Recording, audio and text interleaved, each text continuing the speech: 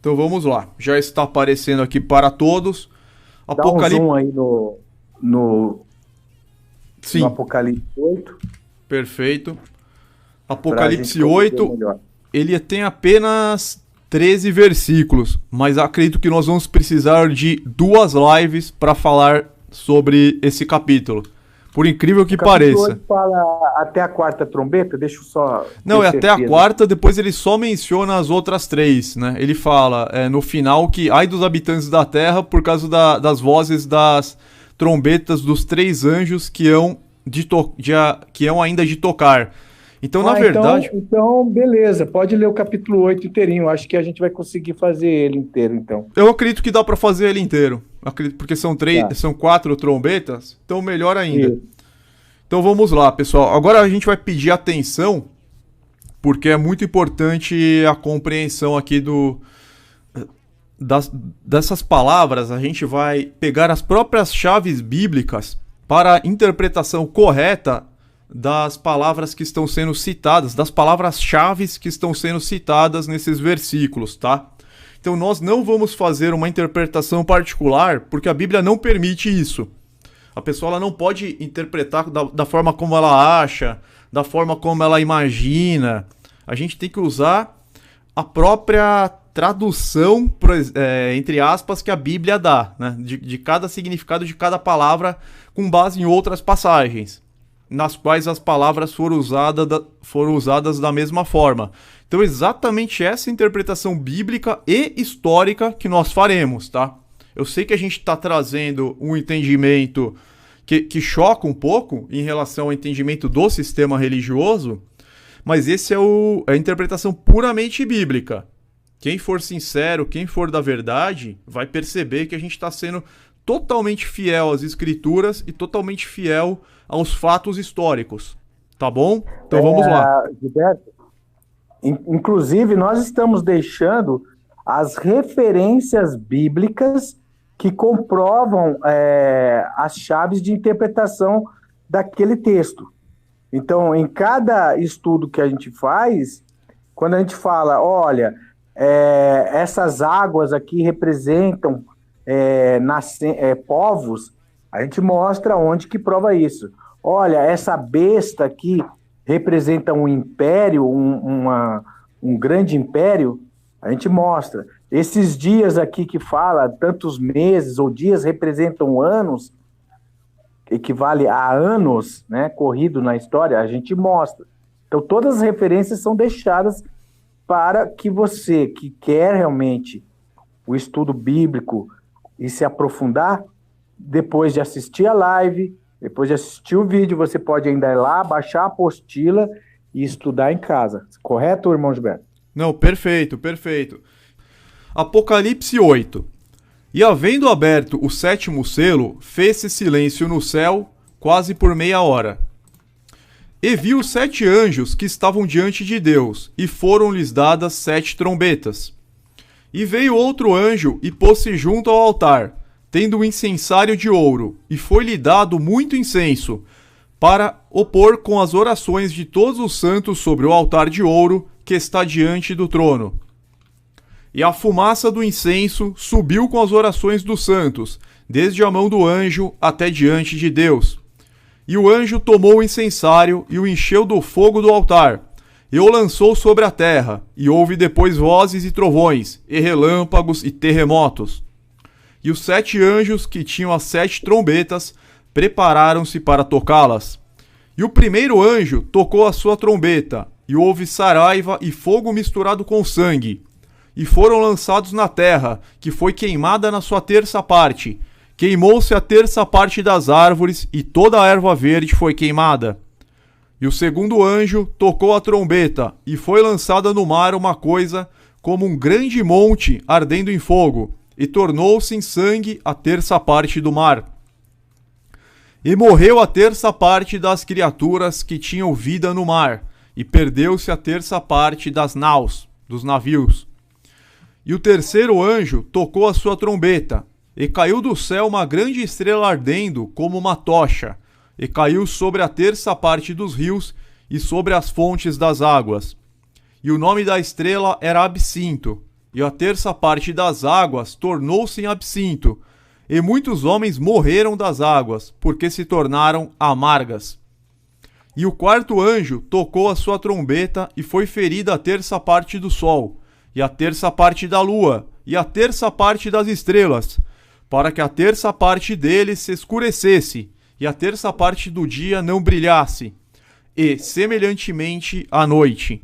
E eu olhei e ouvi um anjo voar pelo meio do céu, dizendo com grande voz: Ai, ai, ai, dos que habitam sobre a terra, por causa das outras vozes das trombetas dos 3 anjos que hão de ainda tocar.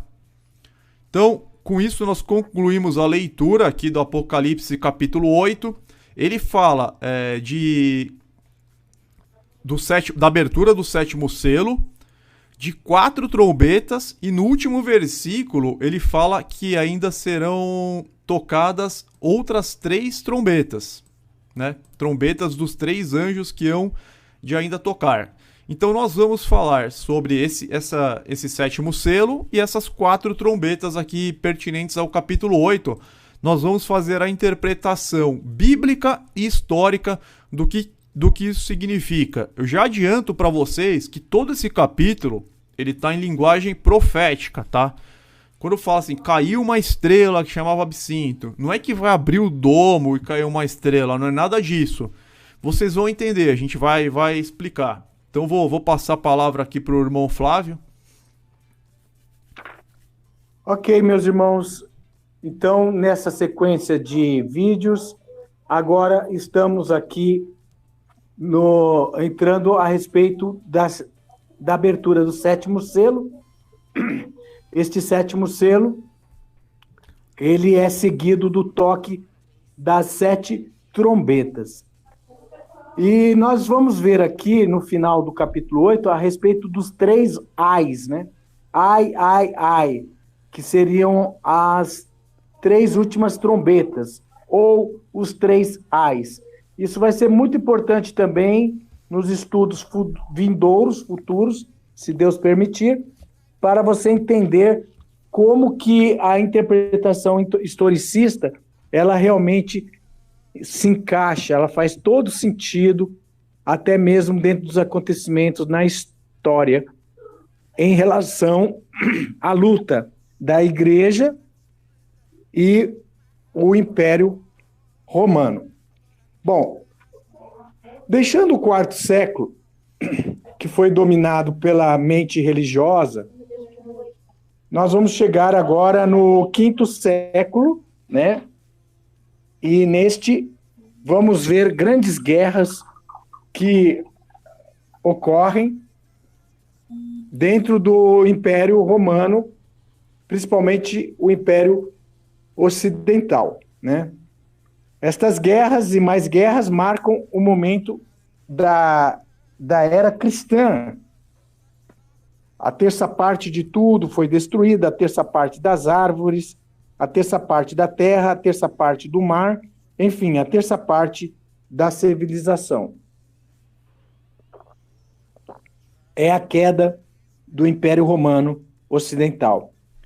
E o mundo vai caminhar para as trevas, uma decadência, o progresso vai dar lugar à decadência, e nós vamos ver, então, um cenário de destruição e destruição.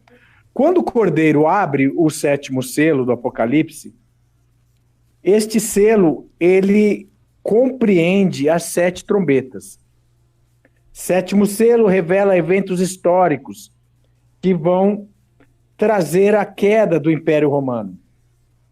Eventos que revolucionam o mundo latino. E são esses representados pelas 7 trombetas. Nós vamos ver, por exemplo, que no Império Romano ocorreram grandes invasões causadas pelos bárbaros. Entre eles nós temos lá os godos, os vândalos, os hunos e érulos, que são simbolizados pelas 4 primeiras trombetas. Nós sabemos que trombetas representam guerra. Nós vamos ver várias passagens na Bíblia comprovando isso. nós temos a passagem lá de Josué, capítulo 6, verso 1 ao 5. Vamos dar uma lida lá, irmão Gilberto? Onde mostra que trombetas, ela é sinal de guerra, né? Juízos. É isso que nós percebemos, por isso que nós temos que usar as escrituras sagradas. O Antigo Testamento, ele tem grande importância. O sistema religioso nega o Antigo Testamento, despreza o Antigo Testamento, por isso que não entende muitas coisas do Novo Testamento, não entende o Apocalipse, porque despreza o Antigo Testamento. Mas o Antigo Testamento é as Sagradas Escrituras. Aqui em Josué... Vamos ver aqui que trombeta representa isso. Josué, capítulo 6, verso 1 ao 5. Então, eles estão preparados aqui para a guerra, né? Vós, pois, todos os homens de guerra, rodeareis a cidade, cercando-a uma vez, assim fareis por 6 dias. E 7 sacerdotes levarão 7 buzinas de chifres de carneiros, adiante da arca. E no 7º dia rodeareis a cidade 7 vezes, e os sacerdotes tocarão as buzinas, que são as trombetas, né? Trombetas, exatamente. Isso. Era o chifre de carneiro. Né? Exatamente. E será que tocando-se prolongadamente a buzina de carneiro, ou a trombeta, ouvindo voz o seu sonido, todo o povo gritará com um grande brado, e o muro da cidade cairá abaixo, e o povo subirá por ele, cada um em frente. Então, sempre trombeta anunciando guerra, né? Isso, anúncio de guerra. De guerra, destruição, trombeta. Vamos ver Joel, capítulo 2, verso 1 e 2. Vamos ver aqui, Joel... capítulo 2, 1 e 2. Tocai a trombeta em Sião, e clamai em alta voz no meu santo monte. Tremam todos os moradores da terra, porque o dia do Senhor vem e já está perto. Dia de trevas e de escuridão. Um dia assim também de destruição. Essa trombeta aqui de Joel também significa um dia de muita destruição. Exatamente. Então, o que vai acontecer com o Império Ocidental? Essas tribos bárbaras, elas vão destruir toda a parte ocidental do Império Romano. Os medos, as invasões dos bárbaros, com medo da invasão dos bárbaros, nas fronteiras do Império, Teodósio criou o Império Romano do Oriente, no ano 395, com a capital da cidade de Constantinopla. Era a antiga Bizâncio, razão pela qual o Império do Oriente ficou conhecido como Império Bizantino. Então, é relatado na história essas grandes batalhas e guerras que ocorreram travadas entre os bárbaros e o Império Ocidental, que era a parte governada por Roma, pelos Césares, né? Essa divisão, ela veio a existir por causa exatamente do medo que eles tinham das invasões bárbaras. Sim. Depois nós vamos ver que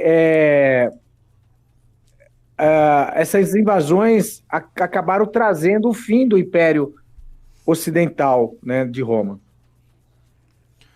Bom, vamos tratar especificamente aqui da primeira trombeta, irmão Flávio? Isso. Aqui a gente fez um resumo do que é trombetas, né? Sim. E do que representa. E nós sabemos que o livro de Apocalipse é a guerra entre a igreja e esse império, a besta, né? Esse império que foi governado pelo próprio diabo, né? Sim. Bom, então vamos lá.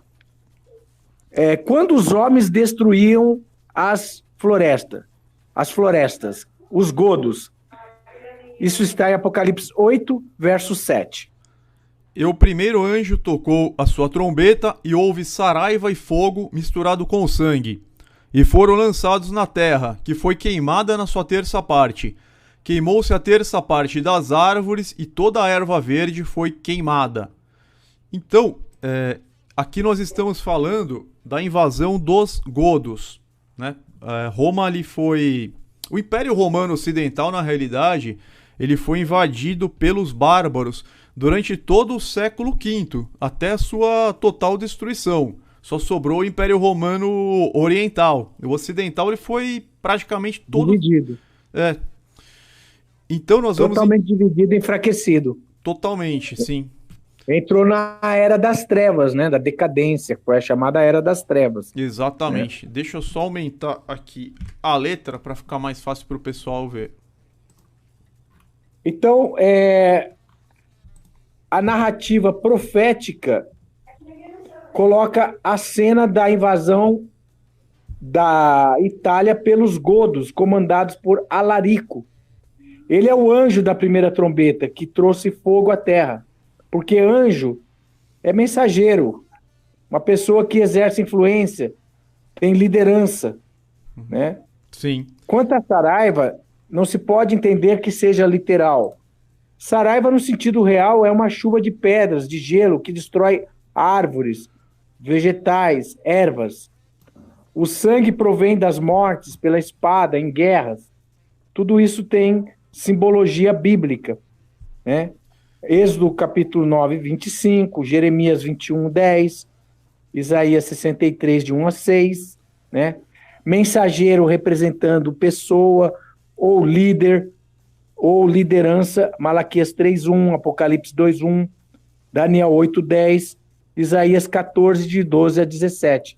Então a gente encontra na própria Bíblia a chave correta de interpretação para cada uma dessas simbologias proféticas do livro de Apocalipse.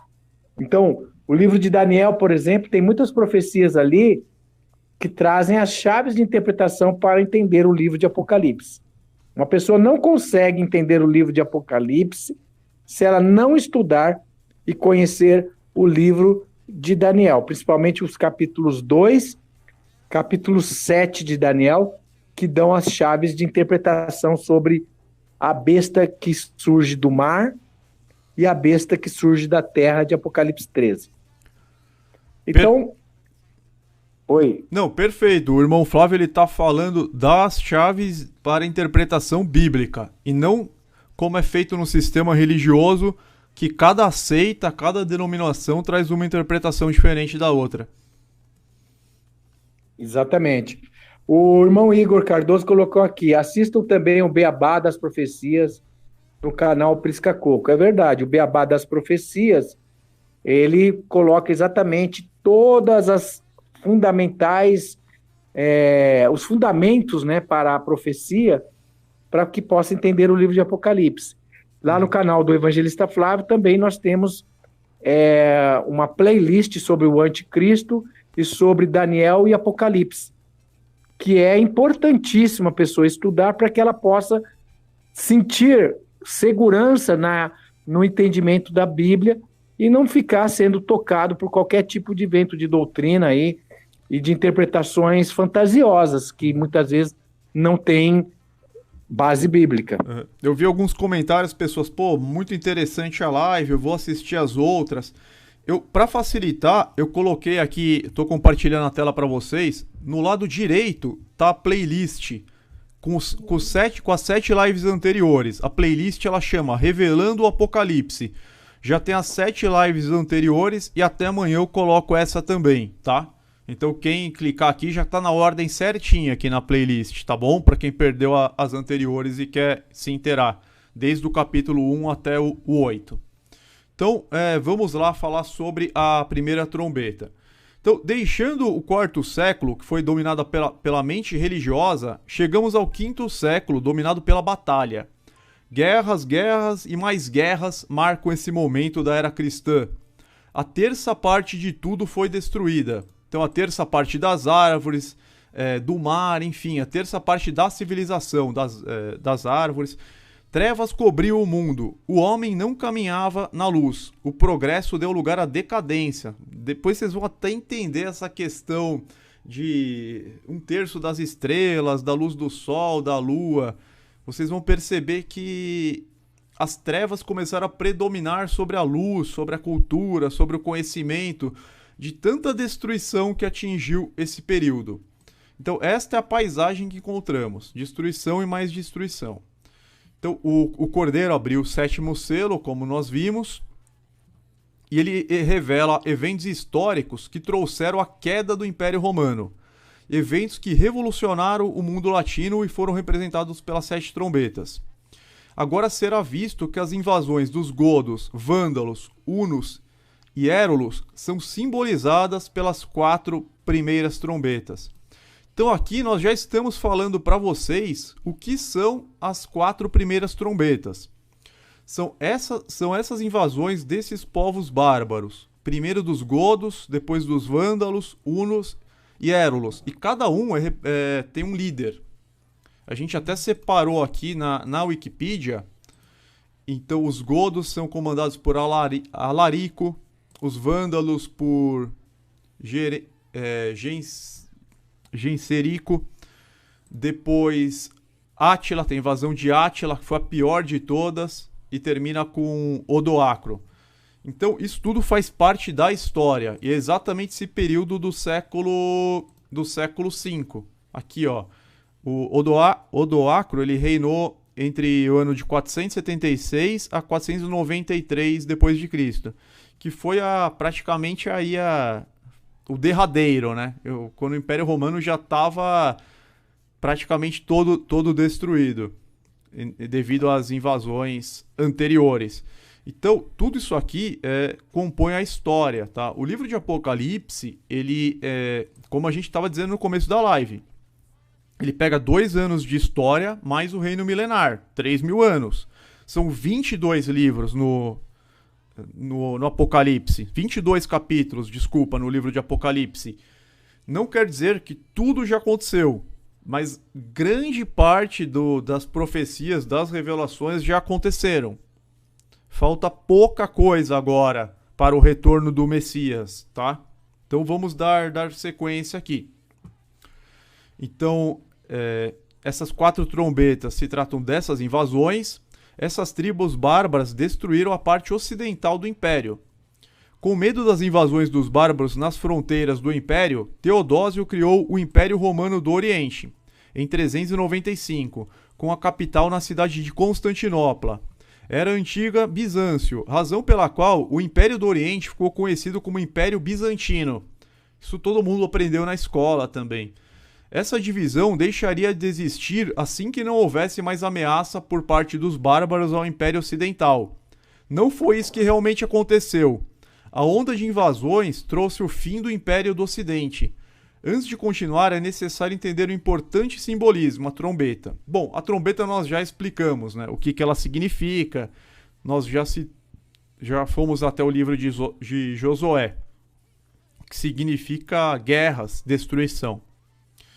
Então, tudo isso era sinal para o início da conquista de Jericó, em Josué. No livro de Juízes, Gideão, na luta contra os midianitas, reuniu seus 300 valentes e deu a cada um uma trombeta. Então aqui é mais uma referência no livro de Gideão. O toque da trombeta é sinal de alguma guerra em andamento, tá? As trombetas do Apocalipse representam 7 batalhas contra o Império Romano. Então nós vamos falar de 4 batalhas que destruíram o Império Romano Ocidental. Então, as referências bíblicas para o significado de trombetas estão aqui, nós já mencionamos.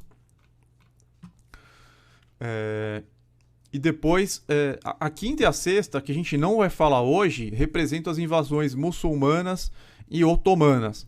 Apenas a sétima, aqui ó, a sétima é a última batalha do Cordeiro contra os reinos do mundo, que decreta o fim das últimas lembranças da Roma Antiga e também o fim de todas as nações da Terra que receberam a sua influência.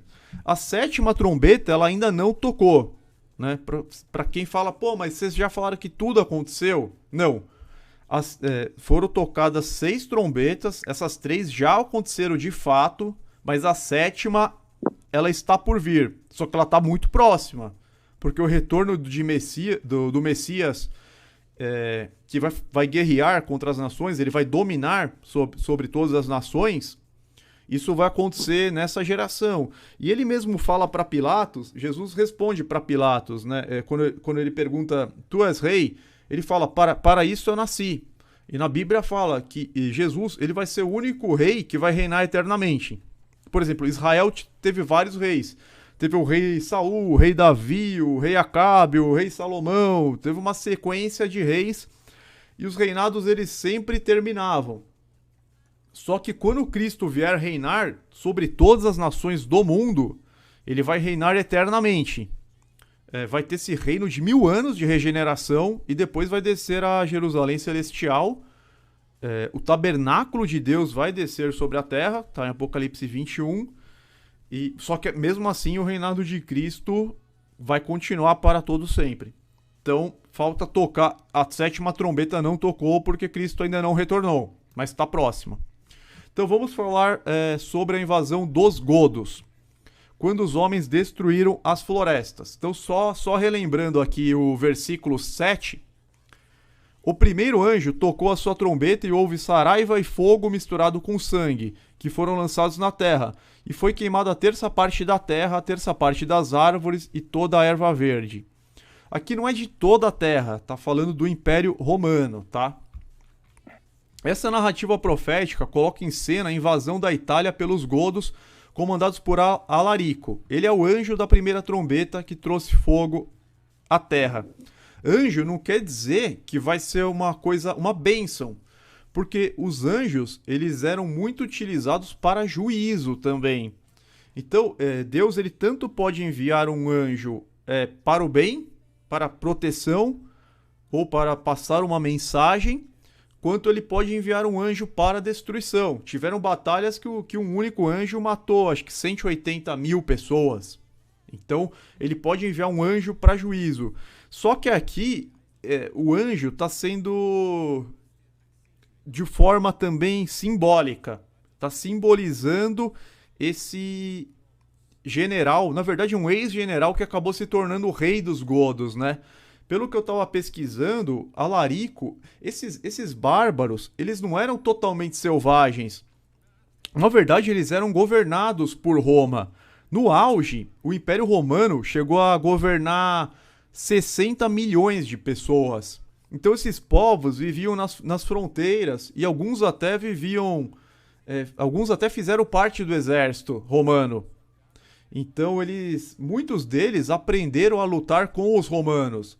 E Alarico era para ele ser general, na verdade, do Império Romano, mas eles se rebelaram e ele foi declarado rei.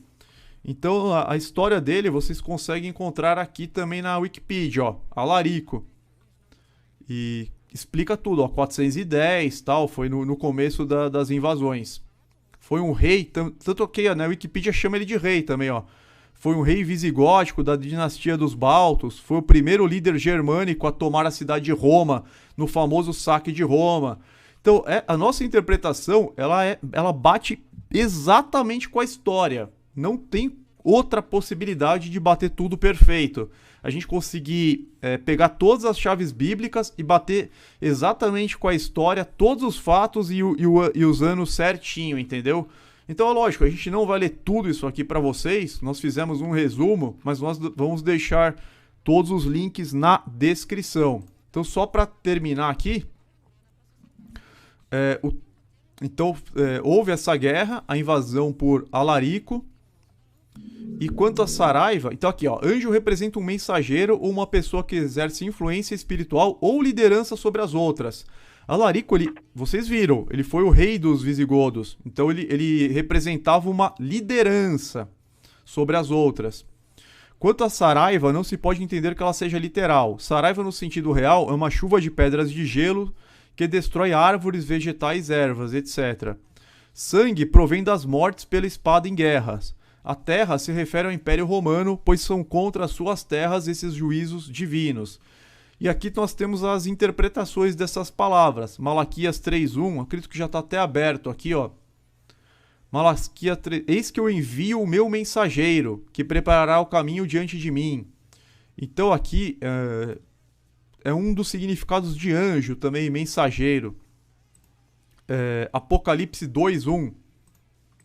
Deixa eu pegar essa referência também. Apocalipse 2. Escreve ao anjo da igreja de Éfeso. Também aqui, ao líder da igreja de Éfeso, né? Então não quer dizer que seja literalmente um anjo do Senhor. Tem outras referências, Daniel 8 e 10, Isaías 14, de 12 a 17, Êxodo 9, 25, deixa eu abrir aqui, só um instante. Êxodo 9, 25. E a saraiva feriu em toda a terra do Egito, tudo quanto havia no campo, desde os homens até os animais. Também a saraiva feriu toda a erva do campo. Lá também, ó, feriu as árvores, as florestas foram destruídas. Aqui está falando, e quebrou todas as árvores do campo. Mesmo significado que a gente está falando em Apocalipse, porque essas guerras se deram, essa primeira invasão foi primordialmente nas florestas. Então vocês podem ver que a gente está dando a interpretação bíblica perfeita, pura, né? Gilberto, Pode falar. esse chefe dos godos, ele caiu sobre a Itália, Alarico, botando fogo, destruindo tudo por onde ele passava. E essa cena profética, ela encaixa com um acontecimento histórico, entendeu? Por isso que é importante a gente ter em mente e compreender a questão histórica, porque pegando desde quando ele começou a fazer toda a destruição do Império Romano, por volta do ano 410, né? Ele invadiu, inclusive, Roma. Por onde ele passava, ele destruía tudo, botava fogo em tudo. Então ele caiu sobre Roma como se fosse uma saraiva, né? Como se fosse uma grande destruição. É o que nós vamos vendo aí dentro da história, né? A gente já tinha lido essa parte aí do anjo, mensageiro, tudo. Voltamos a confirmar novamente com a tua leitura, né? Mas, continuando aqui, diz, os godos caíram sobre a Itália com fúria e deixavam atrás de si cidades incendiadas, terras devastadas, ensanguentadas e desoladas. Como diz ali, queimou a terça parte das árvores, saraiva com fogo misturado com sangue. Guerras. Isso está no livro de história de Halley, na página 630, e J.P. Silva, outro historiador, na página 149. J.P. na Silva, né? Então tem confirmação histórica do que isso aconteceu mesmo no Império Romano. Sim, nós tínhamos até aqui, separado uma enciclopédia aqui que está na tela. Enciclopédia Novo Conhecer. Halley, página 630. Então tem as referências históricas mesmo. Nós passamos para o Word aqui, mas tem as referências nas enciclopédias também. Então, isso aqui é inequívoco, tá? Só estou passando para vocês. A gente vai continuar acompanhando no Word, que é apenas a transcrição do que está aqui. Pode falar. A fonte disso aqui é um livro que foi feito por um irmão nosso, é o irmão Edi, Brilhador. O Apocalipse é assim. Né? Os godos, então, eles são descritos como se fosse uma grande saraiva em cima do Império Romano, né? Sim. Eu estou lendo aqui na página de número 42, tá, o Gilberto? Se quiser, eu continuo aqui de onde você parou. Isso, pode continuar aqui. Os visigodos atravessaram o Danúbio e tiveram permissão do imperador. Pode começar a leitura daí. Os visigodos atravessaram o Danúbio e os Balcãs, mas após alguns anos, chefiados por Alarico, atacaram a Macedônia e a Grécia.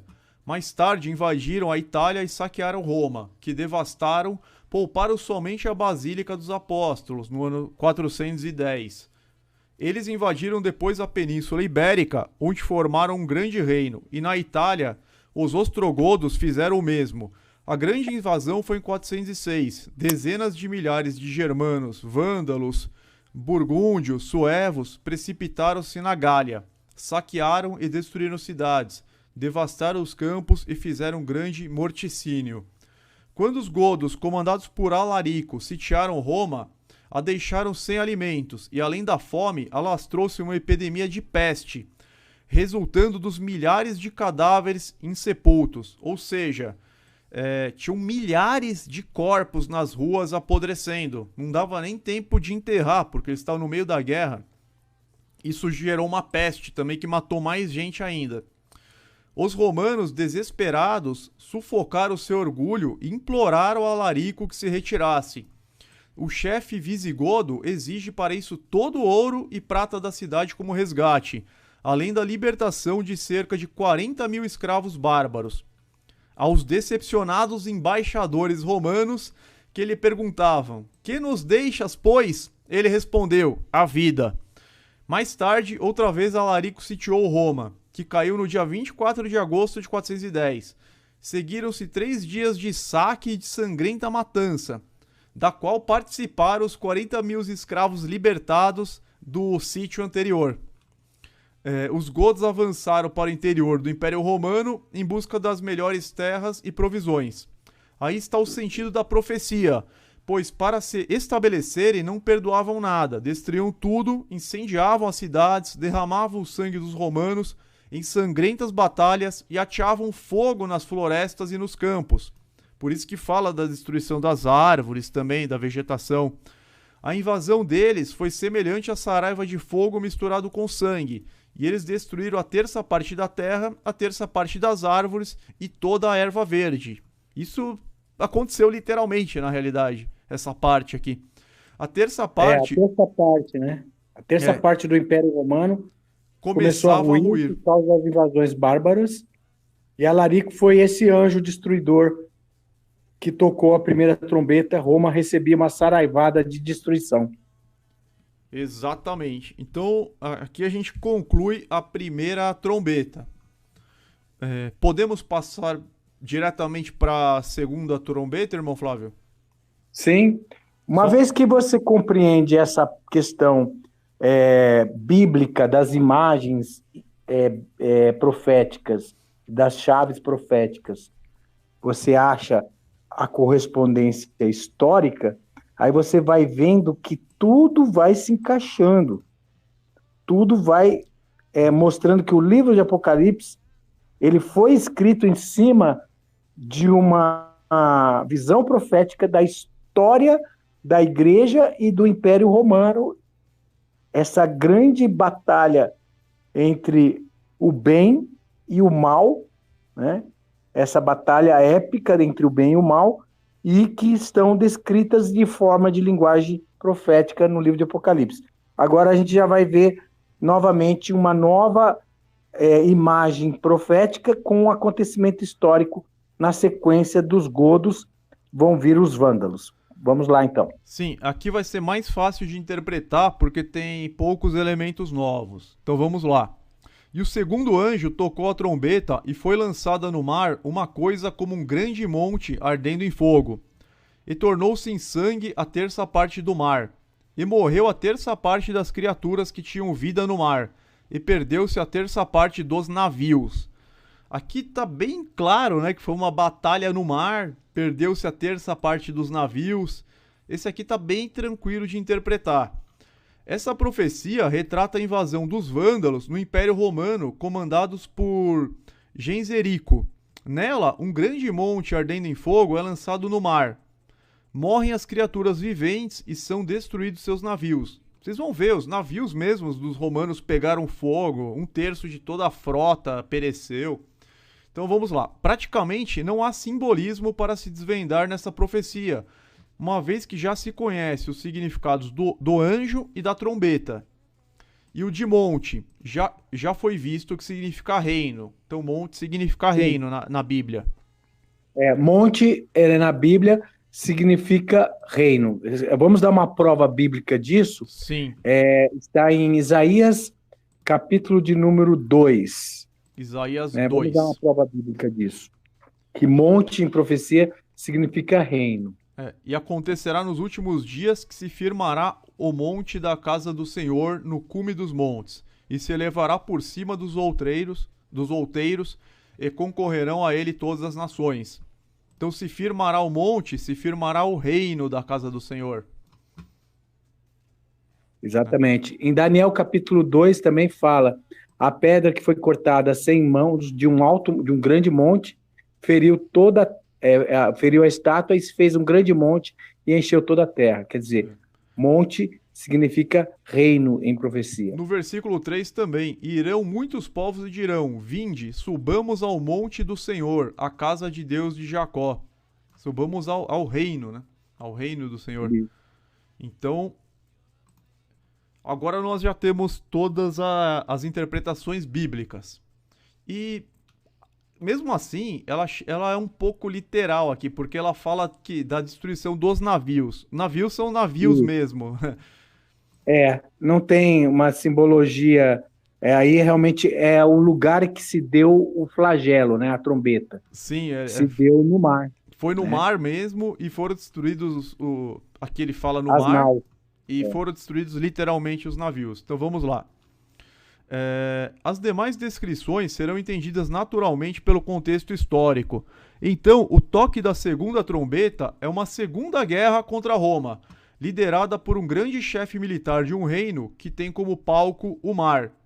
De acordo com a história, sob o comando de Genserico, os vândalos realizaram suas conquistas no mar. Só colocar aqui para vocês verem na Wikipedia que também bate, ó. Genserico, rei dos vândalos e alanos entre 428 e 477. Foi peça-chave nos conflitos travados no século V pelo Império Romano do Ocidente. Então aqui tá perfeito, ó.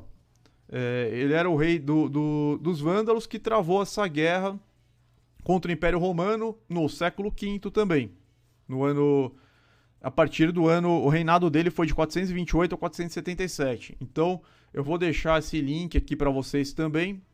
Bate perfeitamente, tá? Com a profecia. Numa noite, próximo a Cartago, eles conseguem destruir com espada e fogo boa parte da frota romana. Os vândalos viviam principalmente da pirataria e atacam constantemente a Cilícia e a Itália. Então eles já eram piratas. Então eles tiveram uma grande vantagem nessa guerra, apesar da frota romana ser considerada imbatível. Até então era considerada imbatível, né? Eram tão violentos durante as pilhagens que a palavra vândalo permanece como sinônimo de destruidor, até hoje. Em 422 d.C., investiram sobre a Gália e a Espanha e foram até a África. Construíram uma armada e durante 30 anos deram combate à marinha romana, que por 600 anos fora senhora do Mediterrâneo e a expulsaram do mar. Então a frota romana, a marinha romana, ela era muito respeitada.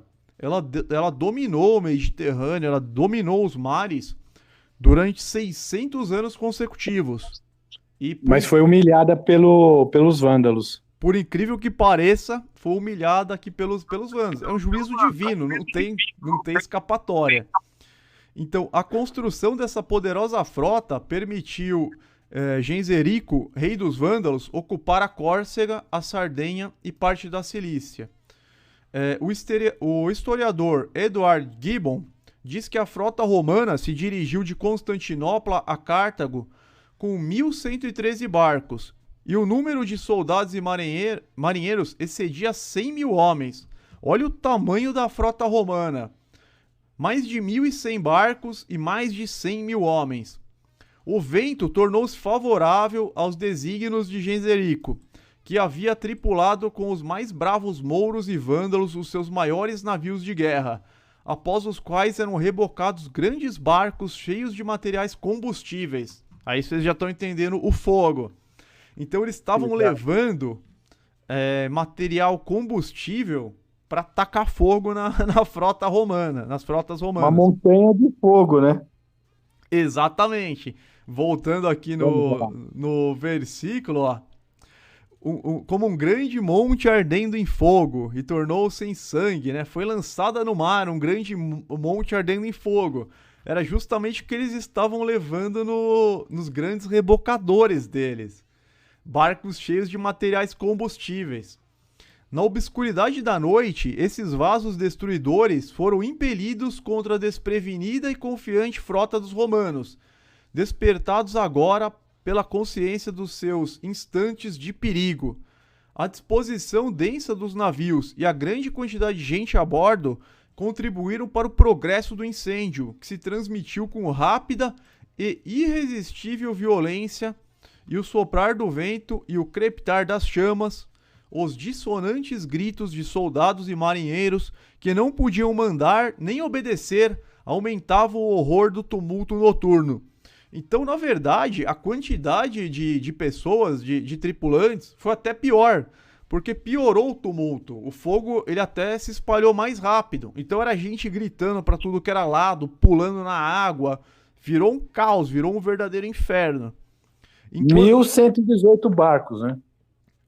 Mais de 1.100 barcos. E ainda o vento ajudou Genserico quando ele tocou o fogo na frota romana. Foi a maior derrota da história do Império Romano no mar. O vento soprou contra as frotas romanas e elas estavam muito. Os navios estavam muito próximos uns dos outros. Então, alastrou o fogo bem rapidamente. Enquanto se esforçavam para escapar dos barcos em chamas e por salvar pelo menos uma parte da frota, as galés de Genserico assaltaram-nos com temperado e disciplinado valor, e muitos dos romanos que escaparam à fúria das chamas foram destruídos ou aprisionados pelos vitoriosos vândalos. Após o desastre desta grande expedição, Genserico tornou-se outra vez o tirano do mar. O reino dos vândalos... Isso tudo está relatado na história, hein?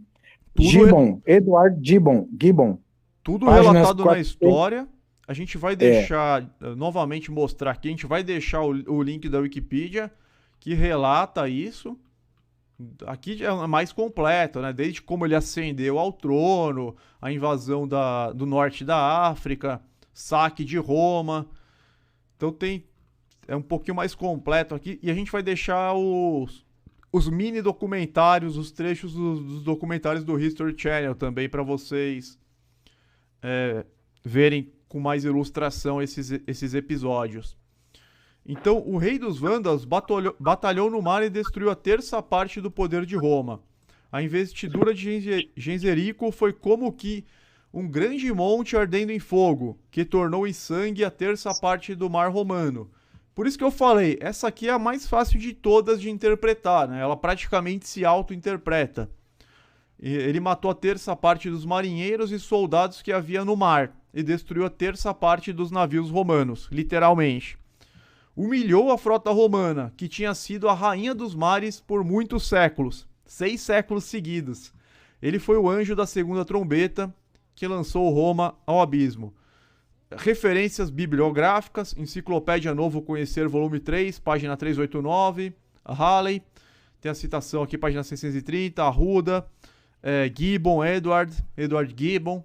Então tem várias referências bibliográficas. Então, de historiadores, né? Historiadores famosos, conhecidos, né? Sim. Esse Edward Gibbon é um grande historiador.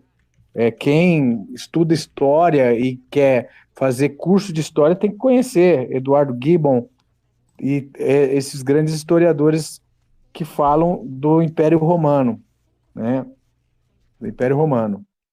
Nós temos também outros historiadores também que falam de todas essas batalhas, a Enciclopédia Britânica, que traz também a respeito disso, né? Temos também um historiador que também relata coisas sobre o Império Romano que a gente tem como base, né? Como base desses estudos historicistas. Mas é muito importante esses conhecimentos, exatamente porque você começa a encontrar as chaves mais corretas de interpretação do Apocalipse. Mas vamos continuar, então. Sim. Depois aqui, a rebelião dos bárbaros, Alarico e o saque de Roma, que foi a primeira invasão. Aqui é um mini documentário, tem 4 minutos e 42.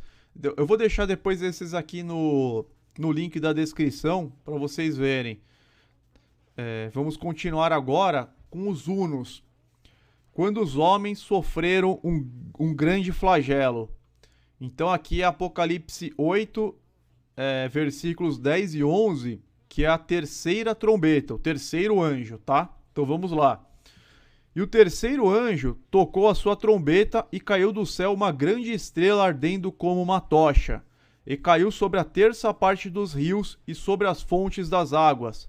E o nome da estrela era Absinto, e a terça parte das águas tornou-se absinto, e muitos homens morreram das águas porque se tornaram amargas. Absinto, se eu não me engano, significa amarga. É isso, irmão Flávio? Sim, absinto significa amargo. Absinto é uma enzima que sai de uma árvore, né? E é amargo, né? Entendi. Tá, então a gente já vai entender. Essa aqui não é tão simples de interpretar como a anterior, mas vocês já têm uma parte aqui das chaves. Então vamos lá. O importante, ô Gilberto, é que nós temos a sequência, né? Quando você pega o fio da meada, a sequência, aí as coisas começam a encaixar.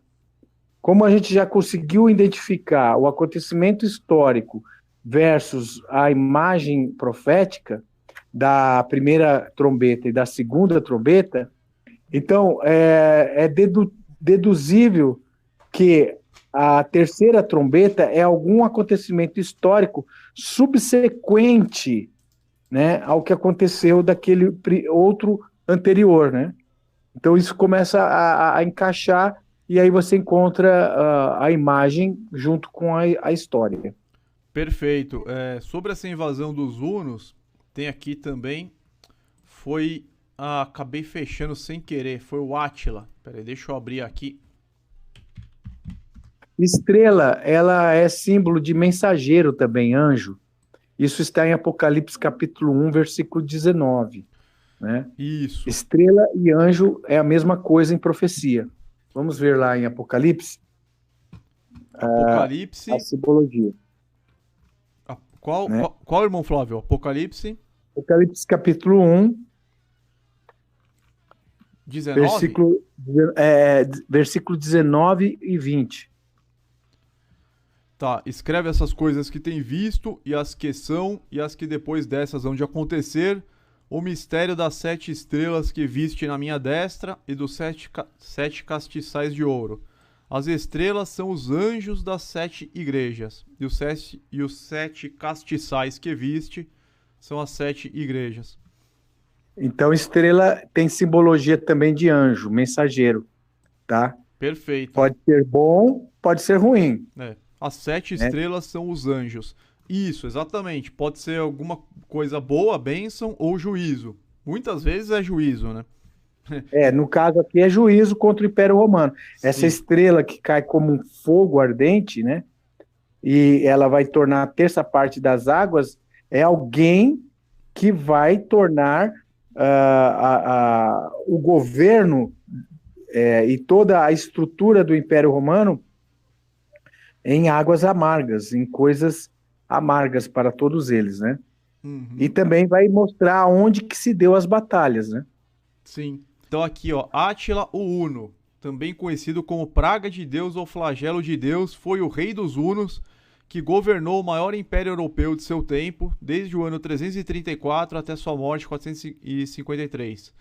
Então nós vamos falar sobre a invasão dos Hunos agora. Vou deixar a referência aqui. Então, nós já fizemos a leitura do versículo. Na sequência da invasão dos vândalos, o evento que marcou a história romana foi a investida dos Hunos. Tá, acabou saindo um errinho aqui de digitação. Em 440, comandados por Átila. Nesta profecia, o anjo tocou a trombeta e uma grande estrela caiu sobre a terça parte dos rios e nas fontes das águas. Novos símbolos aparecem aqui, além do anjo, da estrela e da trombeta. Os rios e as fontes das águas. As águas significam um aglomerado de reinos, povos e multidões, nações e línguas. E os rios representam nações. Então, águas, aglomerado de reinos, povos e multidões, isso é bem claro na Bíblia, né? Governava sobre muitas águas, a gente sempre sabe que é povos. Na live anterior nós vimos isso. E Apocalipse 17:15. A prostituta que viste sobre muitas águas são povos, multidões e línguas, né? Nações e línguas. aqui, ó. As águas que viste, onde se assenta a prostituta, são povos e multidões e nações e línguas. Então, essa é a interpretação bíblica correta. Não pode ter outra, tá? A gente só tá fazendo a interpretação na própria Bíblia. Sem achismo e sem as interpretações que cada seita gosta de dar, né? Interpretações É uma particulares. interpretação particular, né? Não é uma Sim. interpretação particular, é uma interpretação embasada na própria Bíblia. A Bíblia explicando a Bíblia. A gente não está inventando nada. A gente está na Bíblia e em fatos históricos. Bíblia e fatos históricos. Então aqui está escrito: as águas são povos, multidões e nações e línguas. É isso que a gente vai usar. Não vai usar outra coisa, entendeu? As fontes das águas representam os itens que compõem as nações, com seus territórios, suas capitais, seus reis, seus exércitos, impostos, etc. A grande estrela caiu sobre a terça parte dos rios e sobre as fontes das águas, isto é, na terça parte das nações sob o jugo de Roma.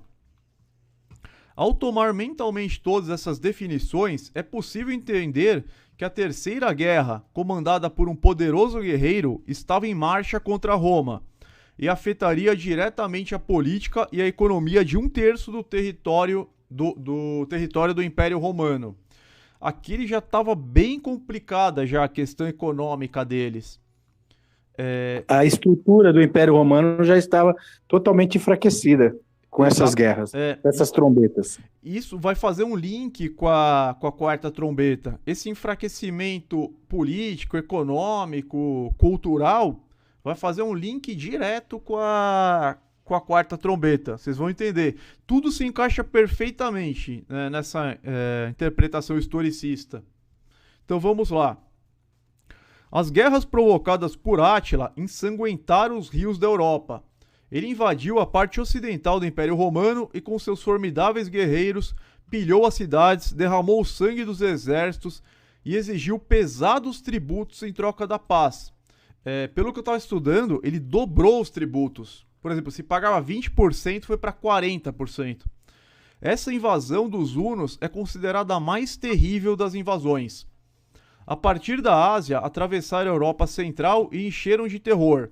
Átila era, como diz o Apocalipse, uma estrela ardendo como uma tocha. A história o considera o flagelo de Deus. É o que a gente viu aqui na Wikipedia, mas você pode pegar um livro de história, vai estar até mais completo, entendeu? Mas mesmo na Wikipedia... Esse Átila, as incursões que ele fez de guerra, ele foi apelidado de ser o flagelo de Deus contra o Império Romano, né? Sim, e mais uma ele prova de que... Ele descendente de Nimrod, né? Nimrod foi o grande caçador que fundou a cidade de Cádiz, Babilônia, né? Ele representa como se fosse um anjo de juízo, né? Um anjo para castigar. Sim. Então, ficou conhecido uma estrela ardendo como uma tocha, né? Flagelo de Deus. Dizia-se, aqui o que o irmão Flávio acabou de falar, dizia-se descendente de Nimrod e afirmava que onde seu cavalo pisasse a planta de seu pé, a erva jamais cresceria. Então, de tão terrível e destruidor que ele era, né? Onde o cavalo pisasse já não crescia nem mais erva. Átila apareceu às margens do Danúbio e investiu para o oeste. Defrontou-se com os exércitos romanos, derrotou-os em horrível chacina, sucessivamente no rio Mainé, no Rodano e no Pó, de modo que as águas desses rios tingiram-se de sangue. Isso aconteceu literalmente. Por isso que caiu uma estrela e ficou amarga, as águas ficaram amargas, porque essas batalhas próximas às margens desses rios fizeram com que os rios se tingissem de sangue. Sangue amargo. Então bate perfeitamente com a profecia. Carregado de despojos, voltou ao Danúbio. Quando morreu, o rio foi desviado de seu leito, e neste sepultaram-no. Tornaram as águas, e ainda hoje deslizam sobre seu corpo, e foi de fato o flagelo de Deus. Então aqui está explicando mais uma vez a questão da frase, o que significa. Muitos homens morreram das águas que se tornaram amargas. Na verdade, não que eles ingeriram literalmente as águas e morreram, mas a gente pode entender também a situação, a triste situação que essas cidades localizadas às margens desses rios enfrentaram quando Átila, irritado com os romanos, as destruiu e as derrotou com terríveis massacres e exigiu dos romanos a duplicação dos tributos.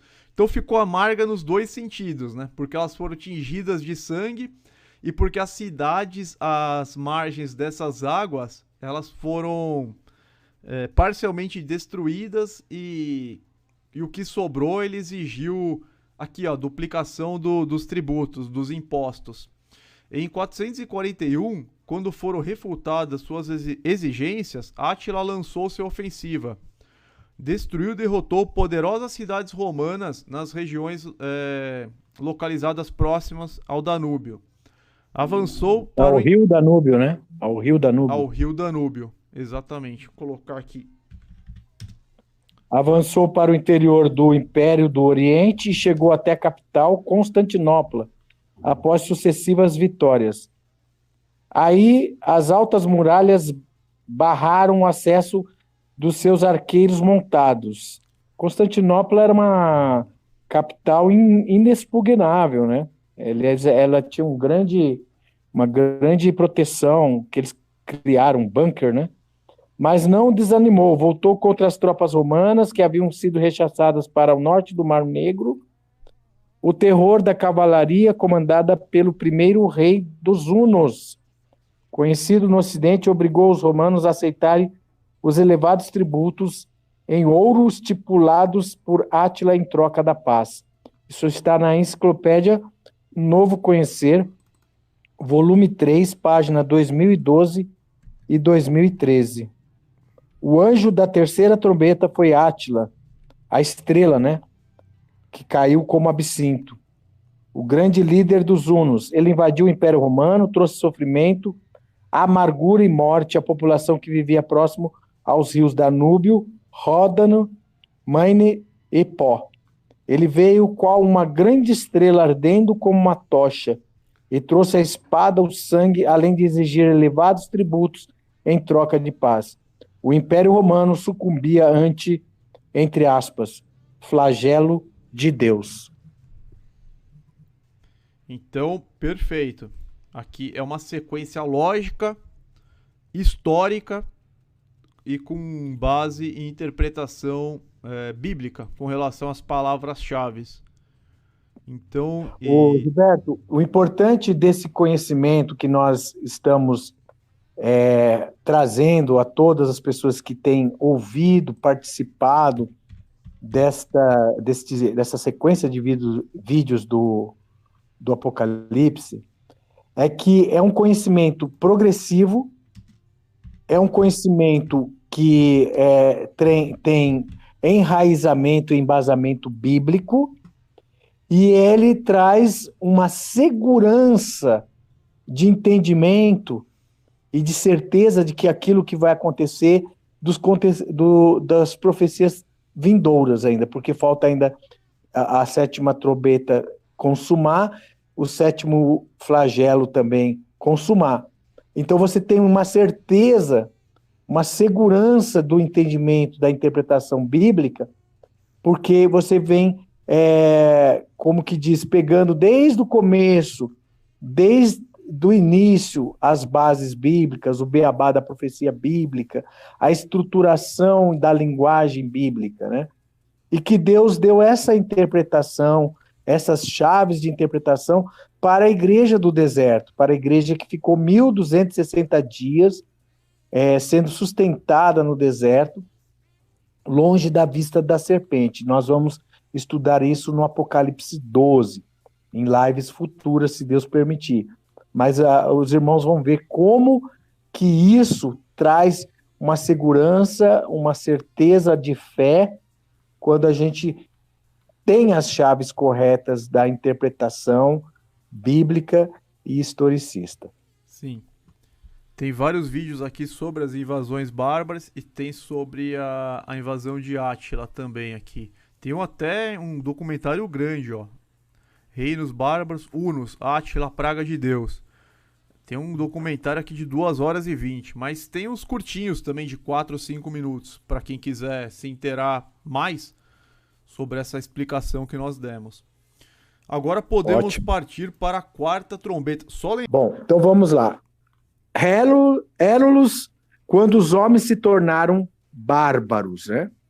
O quarto anjo tocou a sua trombeta, foi ferida a terça parte do sol, a terça parte da lua, a terça parte das estrelas, de modo que a terça parte deles se escurecesse, e a terça parte do dia não brilhasse, e semelhantemente à da noite. Apocalipse 8:12. Pode continuar, então. Tá, então, quando a gente falou que Roma, por conta dessas invasões, ele estava sendo afetado diretamente política e economia, a gente vai começar a entender o que é isso aqui, né? A terça parte dele se escurecesse, a terça parte do dia não brilhasse. O que é esse escurecimento? Vamos tentar entender aqui. O próximo grande acontecimento que mereceu lugar nas páginas da história foi a invasão de Roma pelos Hérulos, chefiados por Odoacro. Essa profecia retrata esse episódio. A terça parte do sol, da lua e das estrelas foi ferida para não brilhar. A luz, em linguagem profética, tem sentido de sabedoria, conhecimento, cultura, justiça, santidade, moralidade, etc. Quando o sol, a lua e as estrelas perdem o brilho, é porque houve uma regressão cultural, moral e espiritual do homem. E quando ganham um brilho mais intenso, é porque a humanidade aumentou seu conhecimento, sua cultura e sua sabedoria. Então foi isso que aconteceu com o Roma do século V. A luz da sua cultura foi apagada e se iniciou a era escura da história. No entanto, somente a terça parte do sol, da lua e das estrelas foi ferida para não brilhar. Por que isso? Porque o Império do Oriente, com capital em Constantinopla, ela continuou existindo por séculos e preservou os costumes e cultura da antiga Roma, enquanto que o Império do Ocidente foi destruído pelos bárbaros e apagou seu brilho. Então é isso que a profecia está dizendo. Em 476, Odoacro, frente de outra horda de bárbaros, sitiou e capturou Roma, o poderoso Império Romano, que por uns 6 a 8 séculos dominara o mundo, entrou em decadência. Só mostrar aqui para vocês também Odoacro. Flávio é a xará aqui do irmão Flávio, só que esse aqui era do mal. Ó. Flávio Odoacro, 433 a 493 d.C., foi um soldado que em 476 tornou-se o primeiro rei da Itália. Olha o que ele se tornou rei da Itália. Seu reinado é comumente visto como marco do fim do Império Romano do Ocidente. Então, tá batendo aqui exatamente, entendeu? Voltando pro nosso... A luz da civilização romana se apagou. A Idade das Trevas iniciou, né? Exatamente. Porque Roma era conhecida como a cidade eterna. O Império Romano era considerado indestrutível. Chegou a governar 60 milhões de pessoas. Muita gente, ter milhões de escravos. Convém dizer, irmão Gilberto, que essa simbologia profética de o sol escurecer significa a justiça, a estrutura da cultura e da luz daquela civilização se apaga, né, ou diminui.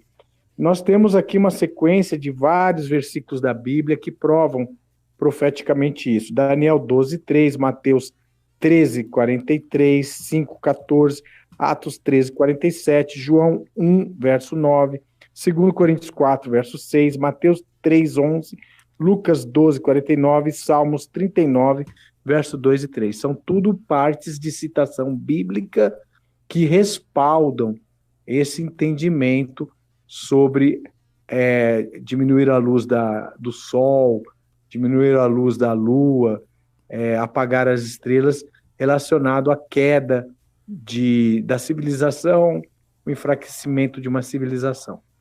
Só para ilustrar aqui, Daniel 12:3. Os que forem sábios, pois, resplandecerão como o fulgor do firmamento, e os que a muitos ensinaram justiça, como as estrelas, sempre e eternamente. Então os sábios, eles têm um brilho, né? Fala mais um Salmos, irmão Flávio, só pra gente ilustrar também aqui.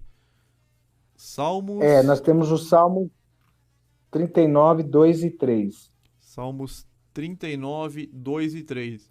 Com o silêncio fiquei mudo, calava-me mesmo acerca do bem, e a minha dor se agravou. Esquentou-se o meu coração dentro de mim, enquanto eu meditava se acendeu um fogo. Então falei com a minha língua. Então acendeu, né? Aumentou o brilho, acendeu. Então... o contrário, apagar, né? Enquanto tem justiça, tem verdade, brilha. E quando acaba a justiça, acaba a verdade, apaga. Então o apagar das estrelas, no sentido simbólico, profético, significa apagar a justiça, diminuir a luz daquela civilização, né? Enfraquecimento, trevas, né? Perfeito. Então, a luz da civilização romana apagou-se, começava as eras trevosas do mundo. Só um parênteses, a cidade de Roma, só a cidade, tinha mais de 1 milhão de habitantes. É um negócio impressionante, né? Uma cidade funcionando no ano 400, com 1 milhão, mais de 1 milhão de habitantes. E era uma cidade lusa, assim, era uma cidade maravilhosa. Então, tem até aquele ditado, todos os caminhos levam a Roma, né? Todos os caminhos levam a Roma. Imagina, é muito a difícil glória você de Roma, achar a cidade das 7 colinas. É muito difícil você achar uma cidade no Brasil com mais de 1 milhão de pessoas. Claro, mas naquela época era... Você tem as capitais, mas naquela época era um negócio inimaginável. Era surpreendente. Surpreendente. Né? Uhum. Então vamos lá. No mesmo ano, Odoacro, rei dos Érulos, derrubou Rômulo Augusto e mandou as insígnias imperiais para Zenão, imperador em Constantinopla. O império parecia reunificado, mas na realidade o imperador mandava somente no Oriente, pois no Ocidente dominavam os bárbaros. A Soutomaior diz que a glória da cidade eterna sucumbiu-se ante as profundas modificações provocadas pelas invasões bárbaras em consequência de 2 séculos de lutas e de devastações que transformaram forçosamente a antiga civilização greco-latina. Politicamente, essas invasões provocaram a destruição do Império Romano do Ocidente, que foi substituído pela diversidade de reinos bárbaros, nos quais não existia, a princípio, noção de administração. Então, se a economia já estava indo de mal a pior, imagina os bárbaros que não tinham nem noção de administração. E aí veio também a questão do analfabetismo. Enfim, foi uma idade realmente de trevas. É conhecido na história como a Idade Negra. Idade de trevas. As pessoas não sabiam ler, não sabiam escrever, não sabiam administrar. Na verdade, eles começaram até a parar de usar dinheiro. Eles começaram a fazer trocas e teve um êxodo não, né? Começaram a partir para plantação apenas. Eles não tinham... A escravidão começou, os vassalos, os senhores feudais, né? Sim. Vai começar a estruturar um novo tipo de subsistência, mas em cima da escravidão dos camponeses, né? Exatamente, que era a única coisa que eles sabiam fazer, basicamente. Então, sem cultura, sem conhecimento, sem tecnologia, foi realmente a Idade das Trevas. Economicamente, as consequências foram tremendas, diz aqui, né? Sim. A paralisação do comércio, da indústria, asfixiou as cidades, a moeda desapareceu completamente, as atividades humanas simplificaram no cultivo da monocultura da terra. A economia greco-latina, que havia sobretudo urbana, foi substituída por uma economia agrícola. Houve uma regressão total, né? Regressão Foram total. aceleradas bruscamente as transformações naturais que operavam em Roma no quarto século, e as consequências desse processo foram as mais desastrosas possíveis. Culturalmente, sem dúvida, houve uma grande regressão. Apagou-se, né? Apagou-se na história. Nesse tempo foi ferida a terça parte do Sol, a terça parte da Lua e a terça parte das estrelas, no sentido de que esse império ele perdeu a sua luz, ele perdeu a sua estrutura. O anjo da quarta trombeta do Apocalipse foi Odoacro. Representa a queda total do Império Romano Ocidental pelos bárbaros germânicos. Um dos maiores solenes eventos da história, a luz de Roma apagou. Outra página da história foi virada. Neste século, o comportamento dos homens consistia em defender-se de ataques militares. As invasões bárbaras ocorriam no século V, derrubaram o Império Romano do Ocidente. Os latinos não mais celebravam a cidade que havia reunido na urbis, o que antes era o mundo. Politicamente, Roma não mais possuía influência sobre as nações. Era uma cidade esquecida. Também não mais ostentava o título que há tanto tempo consagrara como rainha do mundo, a cidade eterna. Sua cultura, sua ciência, seu modo de vida foram substituídos por um novo estilo, o bárbaro. Somente a parte oriental, com a capital em Constantinopla, sustentou por mais alguns séculos o que de Belgrado os romanos haviam dado ao mundo.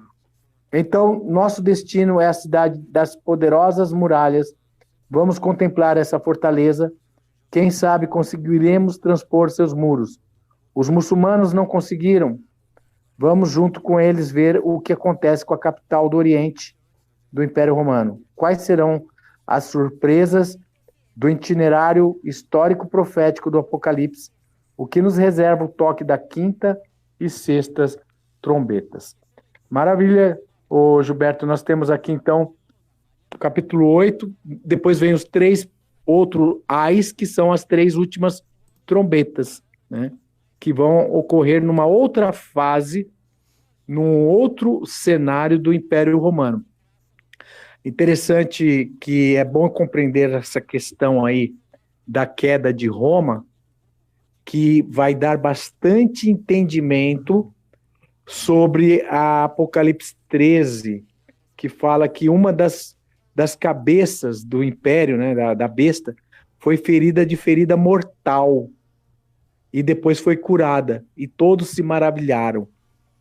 Quem Sim. seria essa cabeça agora que foi ferida com ferida mortal, né? Cabeça em bestas significa divisões políticas ou parte de um império, ou aquela parte que governa o império. Roma era uma cabeça importantíssima do Império Romano e foi ferida de ferida mortal, ou seja, Roma caiu, Roma foi realmente levada à destruição total para nunca mais se erguer. Mas de forma espantosa, essa ferida mortal é curada.